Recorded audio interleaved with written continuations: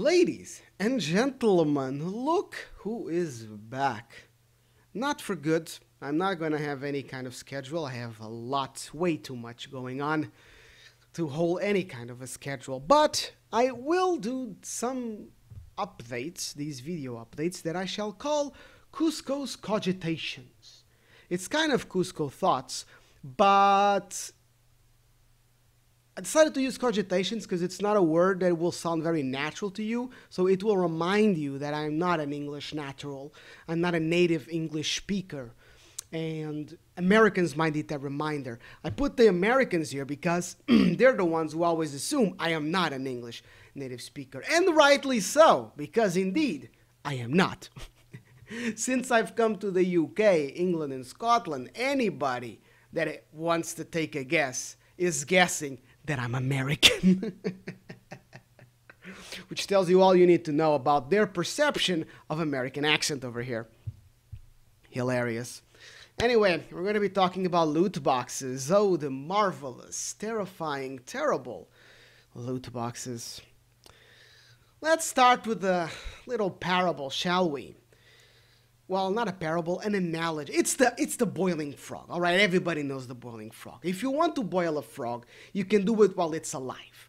You heat up the water slowly enough that it doesn't react until it is so late that it no longer has the strength to jump out of the water.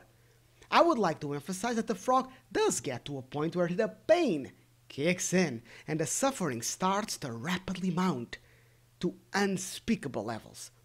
But it is too late by then. The gaming industry has been boiling as many of its customers as it can for the past decade. This is especially true for the whales and the dolphins, which are technical terms used in product management and marketing departments across the industry. Yes. Well, maybe only in English-speaking ones, but still, we are all fish to them. Big fish they care about, small fish not so much. This year, Electronic Arts did what it has always done since its conception. It got ahead of the competition. Only this time that meant turning up the temperature of the water a bit too much. Or was it last year?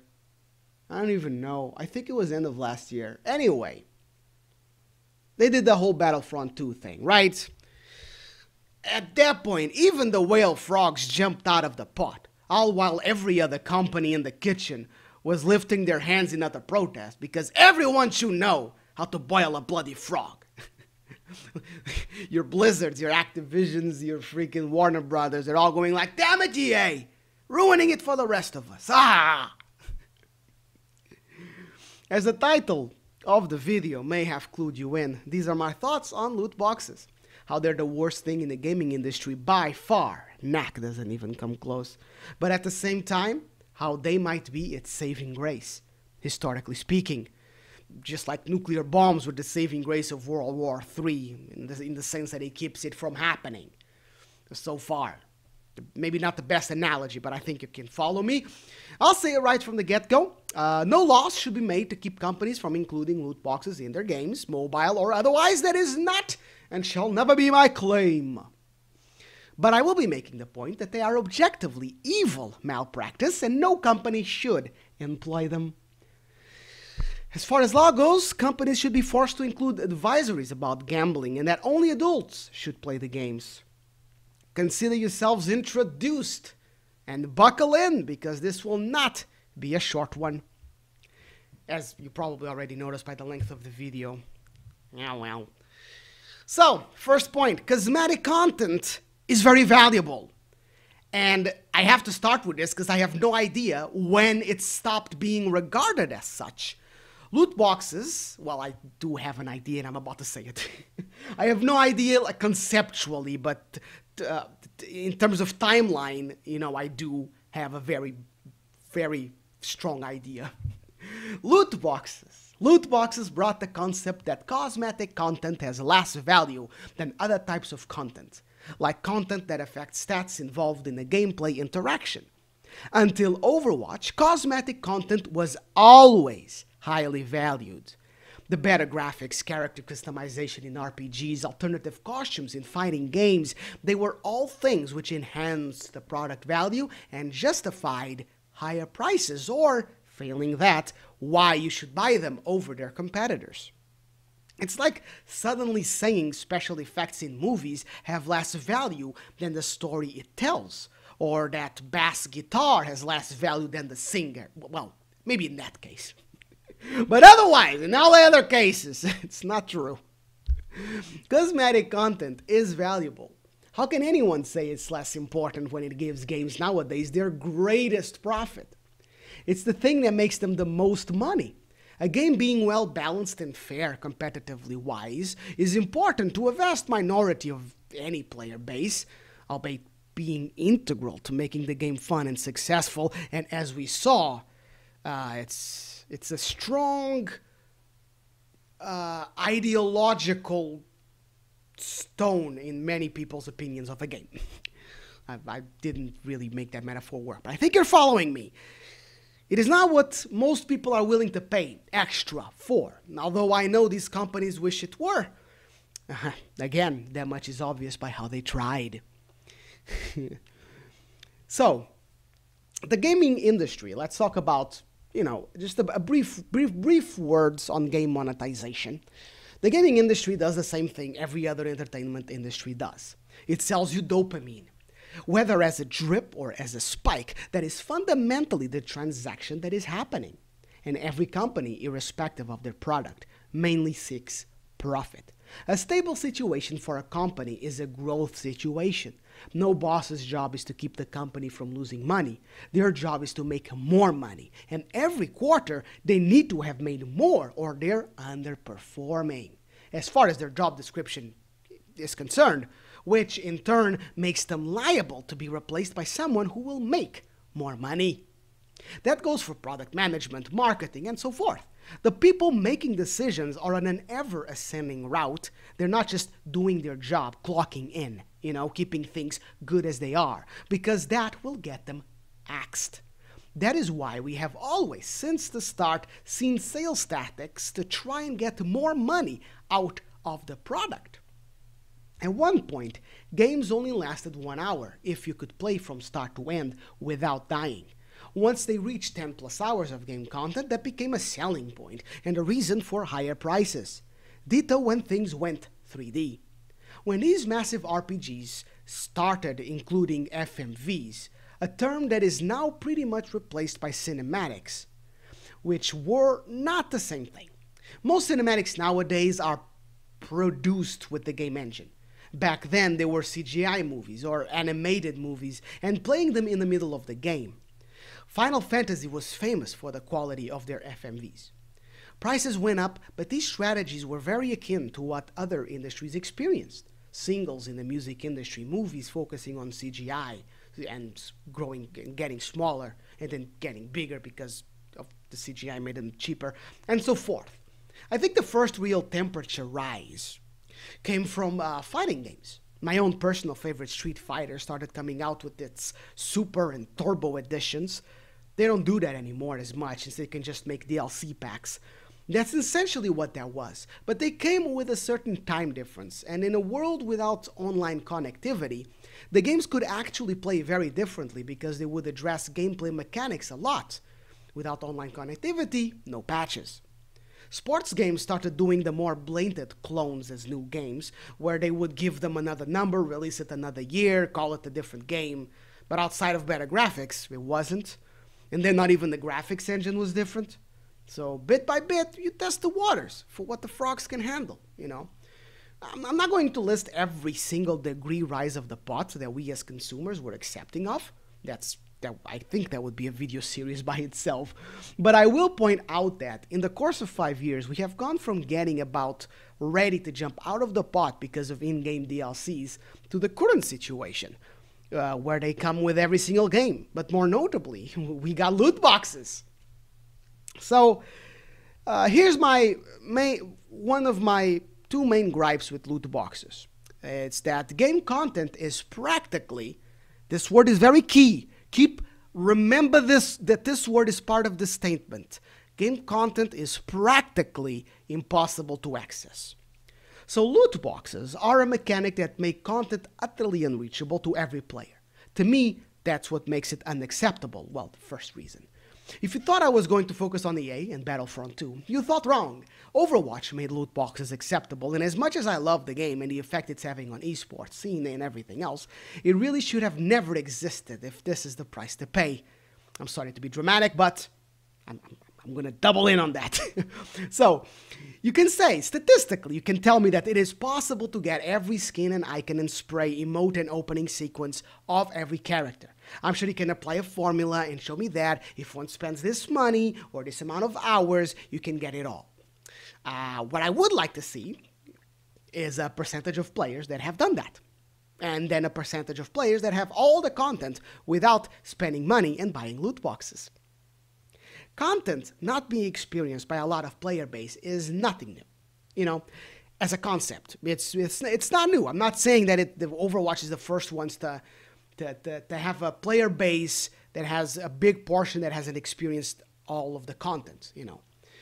The thing is, even before these mechanics came to mobile gaming, you could find lots of examples, but it wasn't the same. Here's why. Content in the past has been locked by time walls and paywalls, but also by skill walls. For instance, Halo Combat Evolved had a special ending for if you finish the game in Legendary mode. Not everyone could do that. Same can be said about a lot of Mario games, and that's without going into the far past and all the crazy Easter eggs that developers used to fill their games with. There's also all the 100% achievements that almost nobody can bother to get. The games nowadays on Steam, PlayStation, Xbox, they came out with these ridiculous achievements that most people don't bother with. So that's content that is not accessed. You know, I'm mentioning that so you know I'm not straw-manning anything. You know, I'm still manning this argument. But that is why, if a developer decides to make content and put it behind a paywall, I can't morally object on this argument. Technically, a skill wall is less fair than money, since a lot less people have skill than they have $10. I can say the same for time. Spending 4 hours to unlock a character or spending $10, most people make more than that an hour, so it's actually a lot better when you're an adult, when things are just available for reasonable prices. I'm sorry if you don't make $10 an hour. I'm sorry I triggered you, but yeah. Thing is, in Overwatch, you cannot access their content in a predefined and fixed manner. There's no like the closest thing you have to an instruction as to how to get these contents is a convoluted probability formula. You know, you can buy a minuscule possibility of getting the content you want, or spend an inordinate amount of time producing minuscule possibilities of getting the content you want. But there is nothing beyond this. There is nothing actually tangible or practical. You know, that's the thing. It's not practical. It's not reasonable. And that's why I have hundreds of hours of gameplay in that game, and I don't have at least 10 pieces of content that I would like to have, and would indeed be willing to pay a reasonable amount to process, if the game wasn't premium priced, of course. But I could have them all if that were the case. But that's not the case, you know. I can't stress this enough, you know. Let me say this. Let me put this in your mind, this concept. Lack of certainty is not 50% certainty. Lack of certainty is 100% uncertainty, which isn't 100% not certainty. Fair enough. But still, putting content behind loot boxes is making it 100% uncertain that I will ever get it. All right? It's not just a little bit, just half. It's completely. So, having established this, I have a question. When you look at the massive amount of money people spend on loot boxes, do you genuinely believe they are valuing the contents they are hunting for that highly? When they themselves are saying, it's just cosmetics, it doesn't really matter, it doesn't have real value. Well, if it doesn't, why are people spending so much money? You know, are they perhaps, bear with me here, valuing something else? Certainly not the loot boxes themselves, right? They all look the same. They benefit the player in no way whatsoever other than to provide that momentary fun. It does do that, right? Gotta give them that. It gives us that moment of fun where we don't know what we're going to get, and then we get something good. It is the gameplay experience that loot boxes provide. That's it. That's all that they do, right? I just described playing a slot machine. It's bloody gambling. And that's the second very important reason why this mechanic is thoroughly terrible, completely awful. It's bloody gambling. A lot of people don't understand gambling.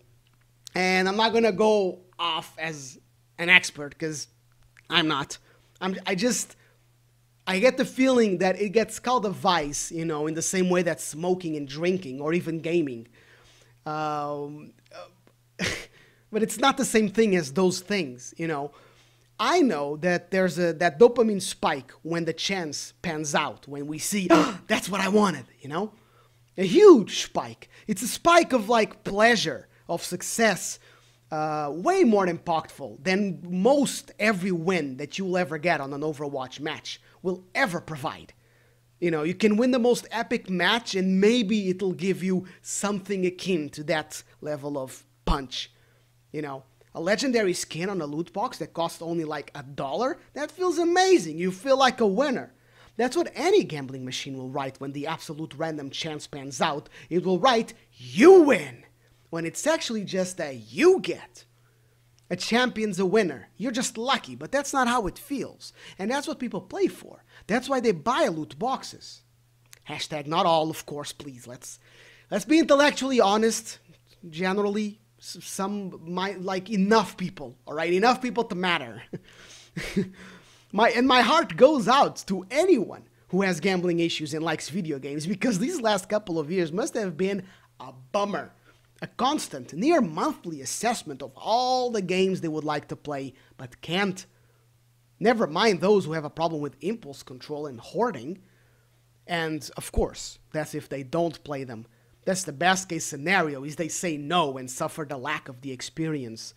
You know, they might be playing them and suffering the consequences. But I know, that is no reason to take loot boxes out of the industry. A lot of people have lust issues and like video games. That's no reason to take sex out of them. It's a business, and there are a lot more people that don't have those issues and want to enjoy the gambling. Just gotta...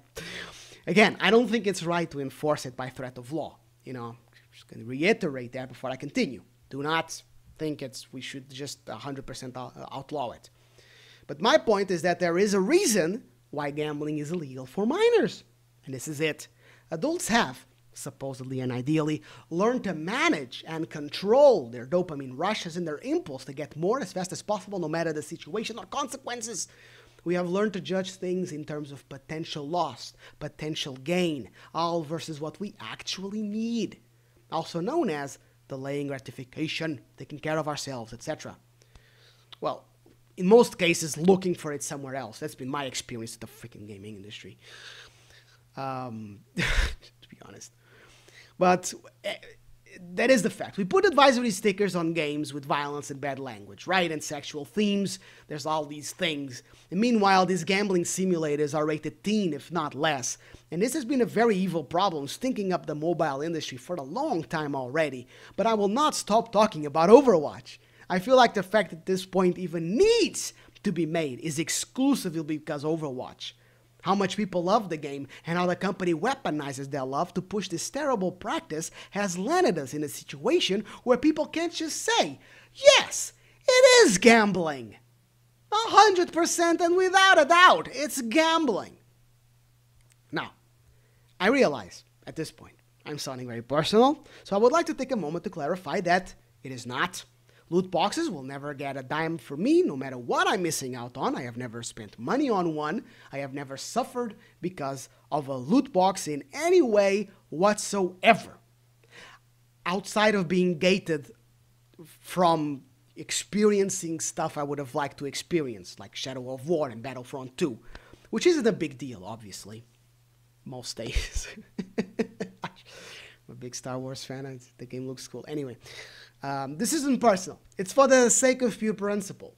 Gameplay experiences, content, is being made completely inaccessible by any reasonable means. Reasonable means being money, time, or skill. I cannot stress this enough, guys. You cannot buy an Overwatch skin or a spray. What you can buy, what you're paying for, is the gambling experience. And you can't access the content without going through that gambling experience, even when you're not paying for it. That's the thing. Oh, you don't have to pay for it. Just play the game and then use what loot boxes you get. Yes, but that is already that's already gateway gambling. You know, it's like people giving someone else money to go to the casino. They'll get the spike, they'll get the thirst, and they'll want to go back with their own money. That's freaking, you know, sales tactic, one-on-one, offer a piece. That's why you go to supermarkets and they give you tastes, right? Do you want a taste? Do you want a sample? Because you get a sample and then you want the whole... Anyway, I think that's obvious. But let's stay on track. Let's stay on track. What you're paying for is the gambling experience. You can't access the content without it. Some games have loot boxes, but they also have content available as microtransactions, which makes it all the more acceptable. You know, you still get the fun of trying to get a $10 skin and in a $1 loot box, you know, but you can also stay away from it. I still think it sucks, but you know, I don't know, you know, it's not boiling enough, I guess, for me. That's not even the situation here, though. You're not paying for content, you're paying for the gambling game. Just like when you go to a casino, you're not paying to pull handles on the slot machine or to get the money. You're paying for the gambling experience. That's what's really going on, and that's why you keep going back. Hunting for the dopamine spike. But an adult knows what they're doing, supposedly. Kids can't do it. Think about it. In a lot of countries, not even adults can do it. It's illegal. Japan is illegal to gamble, even though they do pachinko and gamble for not real money. And it's still huge gambling issues, even though it's not real money. Sound familiar? But in these video games, they actively go out of their way to encourage every single customer to do it, and most of the customers are kids. Or a lot of them are. Sorry, I shouldn't have said most of them. I don't know about that, but a lot of them are. If you're rich enough, you can do what rich people do in casinos, you know, fair play. You pay until you get what you want, aka win, you know. So you're kind of buying. But at that point, a rich person did not buy that skin. Just like a gambler in a casino does not buy $1,000 with 100. They just happened to win it. That's the thing. The content is gated behind gambling. People value cosmetics more than they value their life. You know, just look at most people's pharmaceutical expenses. That's no excuse. Now I know. So what if it's not ethical to have loot boxes? Business isn't ethical. That's fine. I agree. But it is absolutely evil to say it's not gambling. It is ultimately immoral to push arguments based on the fact the content is just cosmetics and making that term seem without value to justify that it's not gambling when it is, you know. So, fine, it's just business, but you're pretty evil. And I think we are a bit too ignorant and tolerant of this particular aspect of our industry. Because they keep saying it's not gambling, but that's false advertising. It's like a doctor practicing without a degree. Even if the consequences aren't that immediately catastrophic, it is in principle the very same when they don't admit that it's gambling. Because politicians, you know, all these old guys, they don't care. They're not paying attention. They don't understand computers and whatever. So they don't know that we're getting a bunch, like an entire population just... we're pulling them into online casino experiences in a very covert way. It's just awful. I can't even, it's just awful. It's just awful. I'm gonna wrap it up though. In conclusion, I am who I am in part because of these nefarious strategies of monetization. When having this discussion with a friend even, he told me to not be so aggressive towards loot boxes because without them, I would never have made it to the glorious United Kingdom. Killing loot boxes would be too much of a hit to the industry at large, especially the mobile gaming industry, where I started. When I pointed out that was remarkably similar to some arguments thrown in the past when discussing the sudden death of slavery, I was called a lunatic. And fair enough, it was a bit out there comparison-wise. The truth might very well be that without loot boxes, I would have never successfully started a career in video games because the companies in my path would not even exist. And a lot of people without loot boxes would have much less stable lives, you know, because there would be less jobs, less companies making money, and or less companies making all of the money and hiring all of the people, you know. Maybe.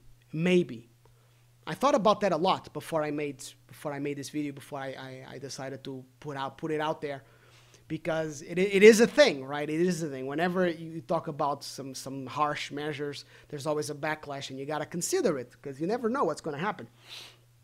But I'm still convinced that a lot more people suffer from this thing being real, and not just now, but in the future when it gets worse. Because my thing is, we're still in the boiling pot. I said as a joke that we jumped out because of Battlefront, but we didn't really. We didn't jump out, we just jumped up and splashed, and like EA got a bit of boiling water. Okay. Not that hot. Okay. We're good. Okay. There we go. And they just go back to pulling the heat up. So, which is why loot boxes are still a thing. That's how I feel. And that's why I decided that, yeah, I mean, it's completely used because I'm nobody. My voice is nothing, but it's not nothing. It's just very little, and very little is more than nothing. So I wanted to, maybe someone hears this and they think like, I never thought about it like that. It is freaking gambling. At least there should be stickers in there. It's just, when are we gonna say enough? Is all I'm asking everybody. Like, who even gives a crap about? Everyone who even gives a bit of a crap about the gaming industry and the impact and place that it has in our society. When is it enough? Because we are far beyond the milking strategies as far as monetization is concerned. Franchises are not being milked. They are being taken to slaughterhouses. And the public is not being robbed, but rather harvested. In a world where every other industry is becoming free and streamed, the gaming industry is putting gambling simulators into teen-rated, sometimes 12-plus games. You know, like cartoon games, Cartoon Network games. The next time you see 9-year-olds making Fortnite dances, imagine if that game pushed slot machines in their faces between every single match, like a lot of games do right now. If every single time those kids saw someone else playing with a cosmetic piece of content that they don't have, and they really like it, imagine there was no going to their parents and just buying it. Those kids would have to play the slot machines, or give up an inordinate amount of hours to play slot machines. You know, that is the reality with Overwatch and any other game that has this mechanic. And when it comes to kids, I think even if the option for microtransactions is given, it is still encouraging the children to gamble. It's still giving them loot boxes as they play. I don't know. I still think at least on a sticker, like, no, only adults can play this game, you know. And obviously, that would create a ripple, and people would make less games with loot boxes, which is my ultimate goal, as little as possible of that. But it would be a stopgap, you know. It would be a stopgap, because what happened so far was just a little bit of splashing in the pot. That's what I'm saying. But we need to get out of the pot, you know, or we need to splash really hard so they freaking bring the water back down. And they know that if they try to go over that degree, we will freaking freak out again. It's just ridiculous. That's all. Because yeah, maybe I would not be in this industry. Maybe I would be in some job I really dislike, like most of the human population. That is possible. However, Call of Duty was one of my favorite gaming experiences of all time. Shadow of Mordor, Arkham Asylum as well. So if in that reality, not in that alternate universe, I would still be playing Call of Duty, and I would have played Shadow of War, and I wouldn't have felt like I was being taken advantage of when I did play the Arkham sequels and bought the DLC characters. I'm not completely strong. I'm not that resistant. If I could be playing Overwatch with all the content that I want and without the content I don't want, and bear with me here, I lived in a world where kids weren't having slot machines thrust at their laps every single day from every direction that it is even marginally coming from my beloved gaming industry, in a worldwide society that has already developed a huge problem with dopamine regulation, for sure. I wholeheartedly, without a doubt, and honestly, would prefer that. And I hope that is your position as well.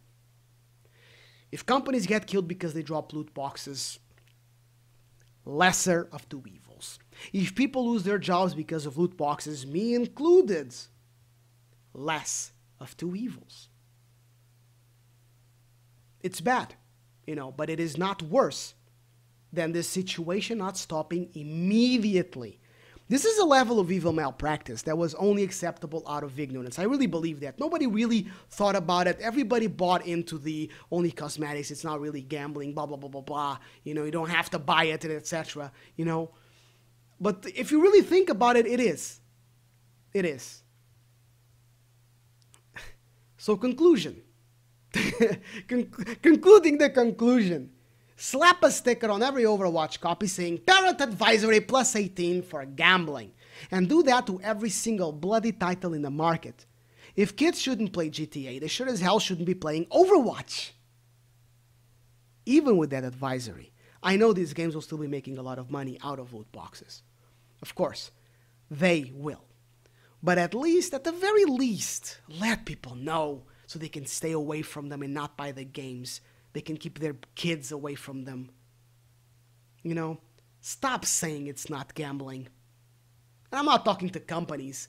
I'm saying stop saying it's not gambling to the people. Because if you stop this narrative dead, if every time you think about loot boxes, you think about a slot machine, you think about gambling, and that's how you talk about them every single time, then things will change very rapidly, I think. It's just, we really need to agree that it is gambling and it's wrong to just be there all over the place, freaking accessible to everyone. Not only accessible, but encouraged. Not only encouraged, but forced, It's, come on. And people are using beloved, decades-old franchises to push this stuff into, come on, man. People are using cartoons, IPs, movies to push all of this in freaking faces. Come on, man. We let the industry know that the pot is as hot as we will allow it to get. Otherwise, come on. You got, guys, look at what we're tolerating at this time. Look at what we got. In 5 years, we got in-game Day 1 DLCs with gameplay and story features, DLC legacy character packs, games cut apart for different release versions, pay-to-win games, pay-to-play often games, freaking gambling, which again, you can make optional. Guys, you have more good games to play that you would ever have the time to experience, and a lot more will be coming out that's free of all of this evil, just evil, of all of this evil. Just say no more. Stop buying these games. Stop talking about it and just pushing it away and from your conscience. Just focus. It's gambling and it's only gonna get worse. Stop it now. It's a bit too late for me to say this. This is a video that was more relevant in January, but better late than never, I hope.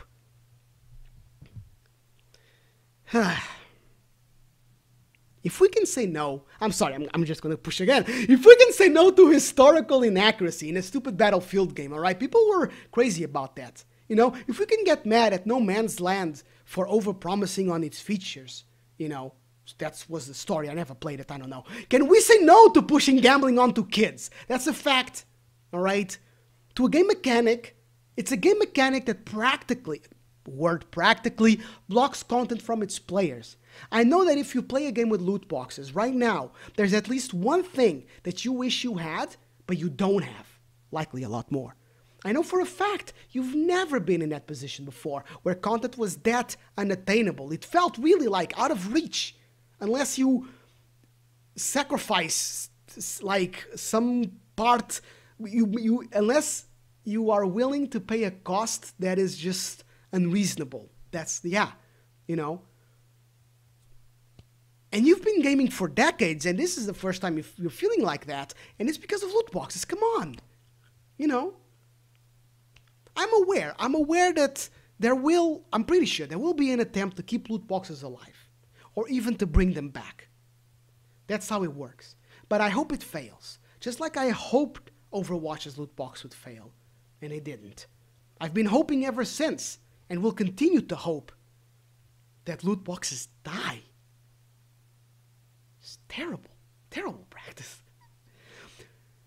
Thank you for watching. It's been a long one. I know it's been a long one, but believe me, this has been a long time coming. My friends, any one of my friends that I've talked to in the last year, they will have heard me ranting about loot boxes so many times. And it's actually from talking to them that I decided to make this video, because this is an opinion that I hold and I see, and I was on a kind of a confirmation bias with the YouTube videos that I follow and the commenters and reviewers that I follow, and they have this opinion. But every time I would mention it, my friends would be like, "Oh, what's the problem? It's not a big deal." And I would be like, "No," and the latest one. And every time I talk about it, I'm angry, such that the last conversation I did the crazy comparison, right, with slavery. And it's just like, come on, let's not stop it because it'll create too much of an economical... Screw that, man. It's gambling. Nobody is aware of it or treating it as such, and it's gambling. Come on. Come on.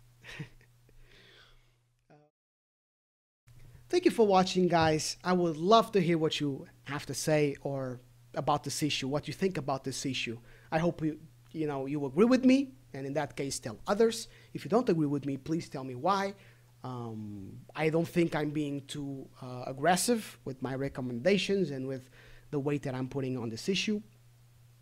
I think I'm actually very, very, very, very, very delayed in my reaction.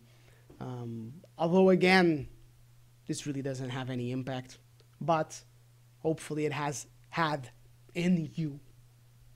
Let me know. I would love to hear what you have to say. This is a judgment-free zone down there, judgment-free. Thank you a lot, and catch you on the next topic, where I will be talking about... It's a secret, but it's even more of a hot-button topic.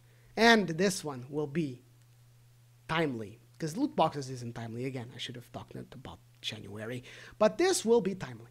This next one, it's coming up. I promise. Soon, maybe, probably. We'll see.